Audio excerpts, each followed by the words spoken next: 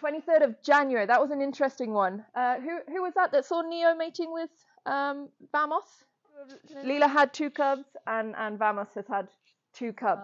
I came to Okonjima for the first time in 2019 as a guest, visiting the family and the nature reserve. And we got to know the researchers as well.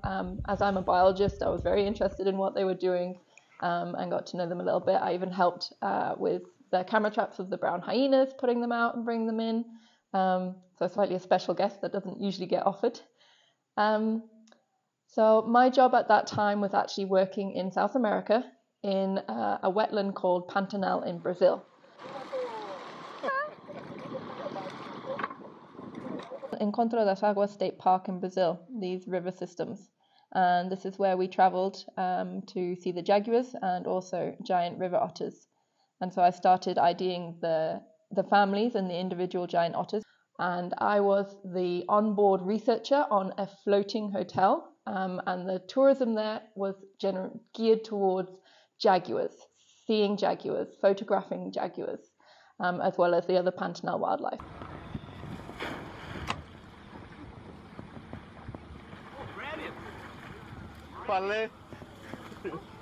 So my job was to give wildlife presentations to the guests, but also I collected the data for the jaguar sightings.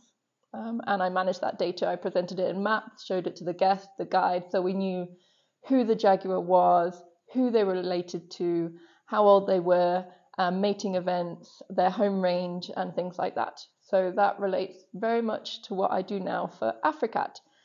And me being a biologist, I wanted to know where the leopards were. Where could I find this leopard and where would I find that leopard? So I work as a remote wildlife data manager and analyst for AfriCat. The main source of our data is via an app that the guides use to collect data on the wildlife when they're out in the field.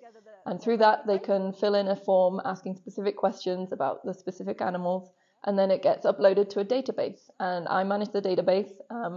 I look at it, I download it, I organize it in a way that it can be used for the park, for making maps and keeping track of individuals and the health of the wildlife.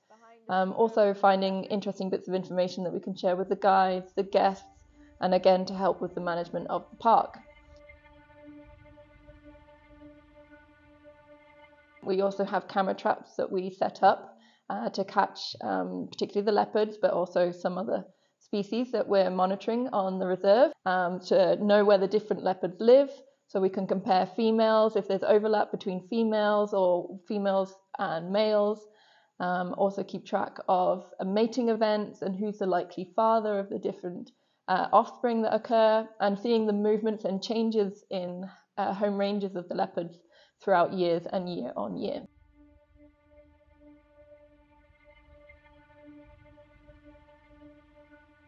With the pangolin data, we're trying to continue what was done by our previous researcher, collecting basic data because we know so little about the pangolins, but also seeing what we can then go on and do, what options we have, what things are occurring on the reserve that's interesting that we might want to research to help our understanding of the pangolins on the reserve, but also the conservation of the species, to accurately monitor the time frames and the different activities that the pangolins do to have a better idea of their daily activity, how long they spend feeding, how long they spend foraging, how long they're resting in the day, what times they come out, what times they go back in,